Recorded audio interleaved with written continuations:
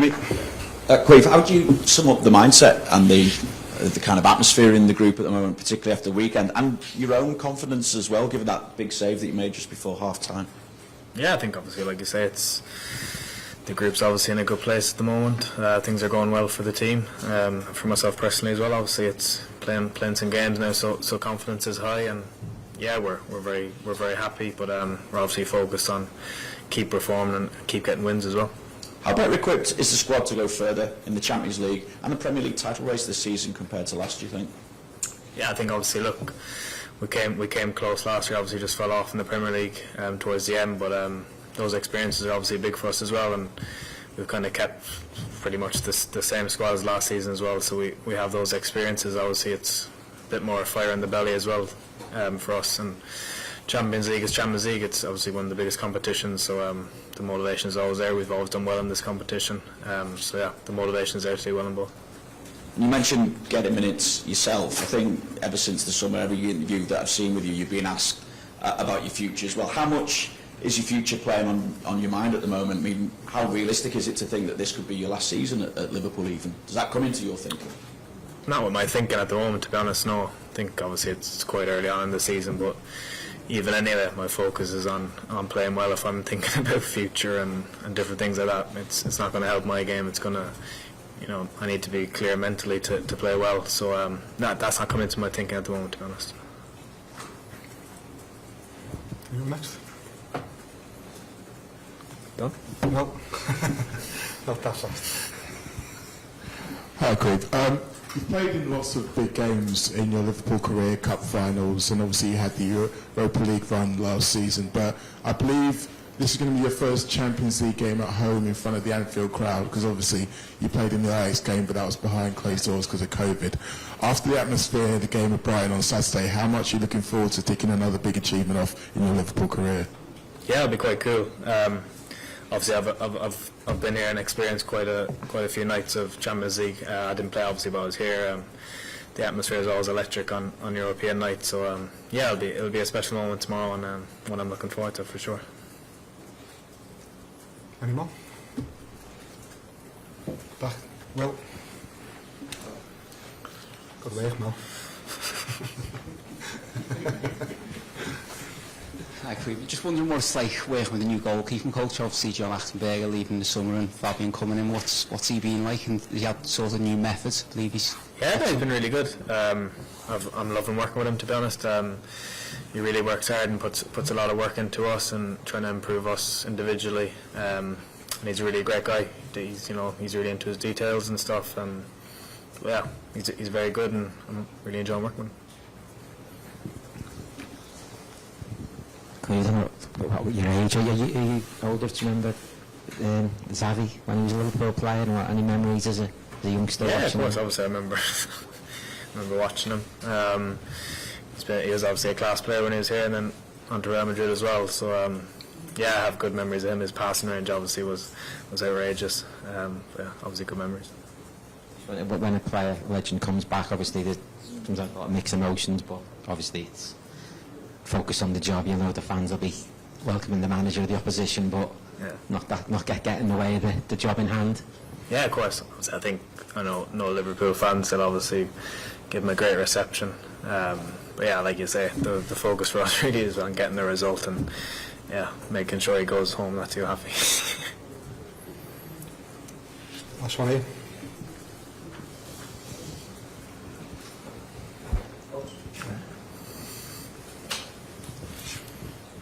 How are the players finding the new format of Champions League? We used to have the group stage, now we've had this massive group stage. How are they finding it compared to what they played in before? Yeah, I think it's a bit different. I myself personally quite like it. It's obviously playing different teams each occasion is kind of cool, and you're going away to different stadiums as well, which is nice. But yeah, it's good. It's obviously harder to probably prepare for games because when previously you'd play against them once, then you'd know how to play against them. But yeah, it's a good experience and obviously cool to play a bit more teams as well. Thank you. Yeah.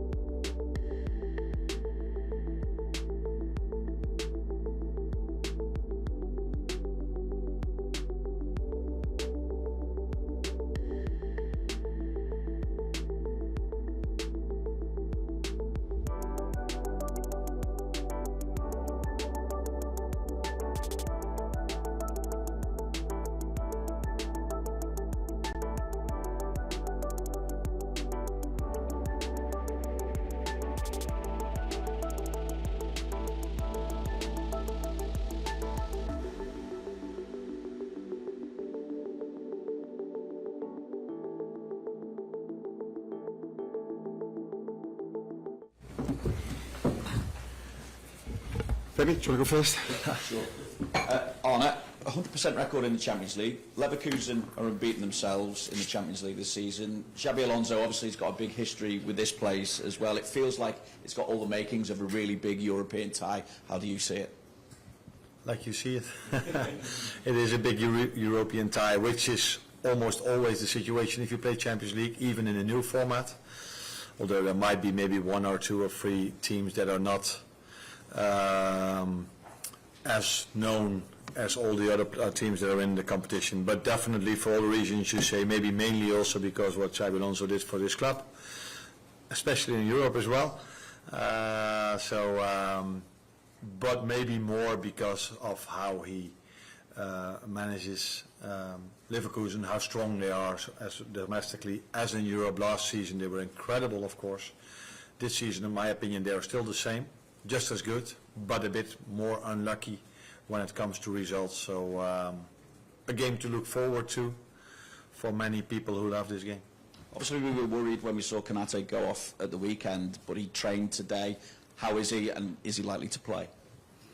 Yeah, he's available to play, and I think also completely recovered, so there is no issue for him not to play because of what he had.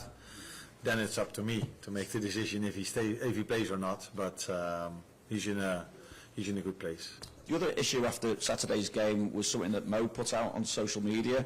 He did obviously celebrate the win and the fact that the club is back at the top of the Premier League, but he also finished by saying, no matter what happens, I will never forget what scoring at Anfield feels like. Now, one thing you could read into that is that it's a hint about his future, where his contract talks are going. So we've not had the opportunity to speak to Mo.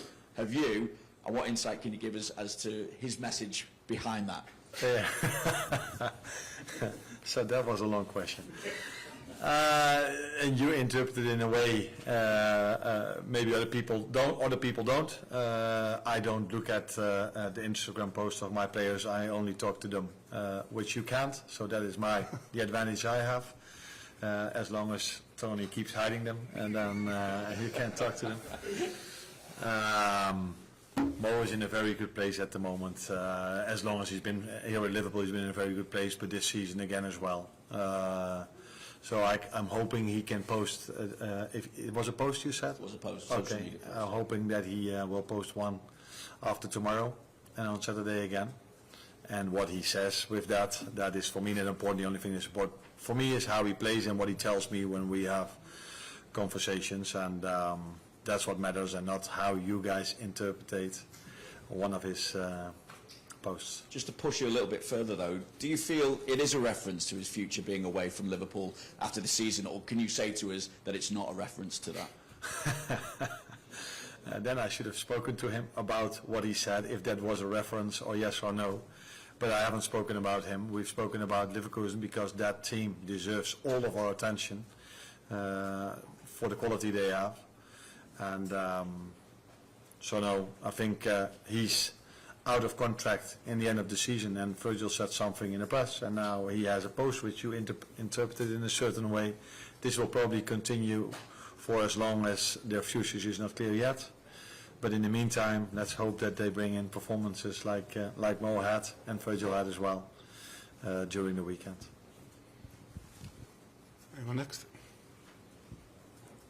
Oh, he gets some help. We know Leverkusen are an outstanding team in possession, and this has led to some teams this season, like Leipzig, playing more man for man out of possession against them. A lot like Atalanta did in last season's Europa League final, very successfully. How important will your out of possession play be tomorrow? Very important, because football is played in two moments. It's either you have the ball or you don't. And if you play against strong teams, which Leverkusen is one of them, Liverpool as well also though, you need to be good in both sides. Unfortunately, we were poor in the first half on both ends. We were poor with the ball, we were not as good with the ball, and we were quite poor without the ball against Brighton, which is a team that can play out from the back really good as well. So that shows us that we need a performance like the second half, because Leverkusen, in my opinion, before we play them, is at least equal to Brighton when they have the ball. So we need a much better performance than the first half, and we need an equal performance like the second half. Hi, Arne. My question kind of follows on from that, actually. You mentioned post-match that you wanted Liverpool to start with the same intensity in the first half that they did in the second and get the crowd energised. But we've noticed in recent games that some teams are maybe taking advantage of the more aggressive press, like leaving players out wide in between the wide forwards and the full-backs to utilise the space. How important is it to strike a balance between maybe what the crowd want and then maybe what the opposition don't want, particularly in a team like Leverkusen, who have such great wing-backs like Ronaldo and Frimpong? Yeah, but they have more than only great wing-backs. They have 11 very good players on the pitch.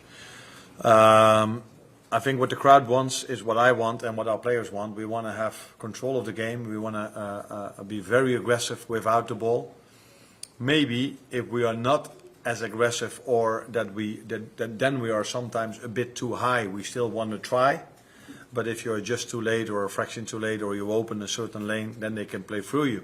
The good thing is that I always see my players running back really hard to prevent the other team from getting a chance, because although I felt, and I think we all felt this, that Brighton was the better team in the first half, it wasn't like they had 3 or 4 open chances from open play. I think if you look back at it, we got the biggest chance maybe in the game in the first half, with Darwin Núñez. So that also shows me that even if they play through our first press, we are still able not to concede that many chances. But ideally, it's not only preventing them from playing through your press, but by having a very good press, you can also create your chances. It's probably something you really, know really well here at Liverpool. So that is also the reason why we want to press that high. But then, yeah, against good teams like Chelsea, like Brighton, and like Leverkusen, you cannot have 1% less than, for example, the second half intensity we had. Yeah, ready? Goals at the front. And just to go back to Mo for a couple of seconds, he's obviously 32 now, be 33 before the start of next season, but given the dedication and the professionalism that you see from him, how much longer do you think he can continue at the level he's at the moment? There's no reason at the moment to think that he is dropping in terms of level. That's not what you look at his numbers, and that's also not what you see when you see him play. So yeah, but I don't know how to say this in English, but I cannot tell you how the future will look like. So for some players, they can. Cristiano Ronaldo, what age is he at the moment? He's still doing really well. Messi is still incredible. So, but there were also players that, like me, that weren't as good anymore when they were 33. Not that I was so good when I was 26, but I regressed a bit earlier than Ronaldo and Messi. So yeah, I don't know what the future will bring, but what I do know is that Mo is in a very good place at the moment. Lewis. Hi, Arne. Talked about Xabi Alonso before. As a coach yourself, what is it that makes him so special as a manager? That's difficult to say if you don't work with him on a daily basis. That he is special, that's clear. If you go to a club that was bottom of the league, and with the same players you bring them all the way up, and without spending that much money in that summer, only bringing 1 or 2 very good players, and he had a season that I think they only lost the final of the Europa League. So it tells you that he's special. What it is that makes him special is for me difficult to say, because I haven't faced him yet and I haven't worked with him. But what might be the situation is that he's worked with very good managers in the past. He was a player with an incredible insight in the game. He knew when to be where, and he played at the highest levels. So he also probably knows and understands how these players feel in certain moments. So that probably all contributes to why he is such a good manager. But what makes him exactly so special, the best way to find that out is talk to the players he worked with, and I haven't done that yet. Any more? Last one over here.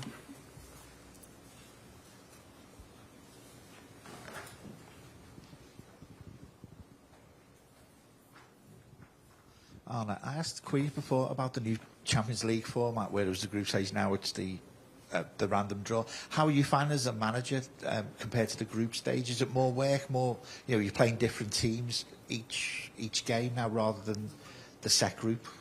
Yeah, that is obviously different. So normally you play an away or a home leg, and then you can prepare even better for the second time you play against them. Now you every time play against a new opponent. That's in some situations, because every pot has some very strong teams and some pots have maybe not the same strength. So you can be a bit lucky with the draw, you can be a bit unlucky. And then it has to do with which teams do you face at home and which one do you face away from home. So the first thing I would say is maybe it comes a bit more luck into ending up high or low. On the other hand, if you play 8 games instead of 6, normally when you play more games, luck is being ended up somewhere in the middle. And what I always said till now, ask me after 8 games or after this season, it's a better way to judge this format than at the moment. The only thing I like as a person that loves football is that on every evening I can switch to a game that is really a nice one to watch. But that's not where I'm here for at the moment. But on Wednesday evening I will definitely find a game that I'm looking forward to. And hopefully the people look forward to Liverpool Leverkusen tomorrow. And we don't let them down. Well done. Thank you. Yes.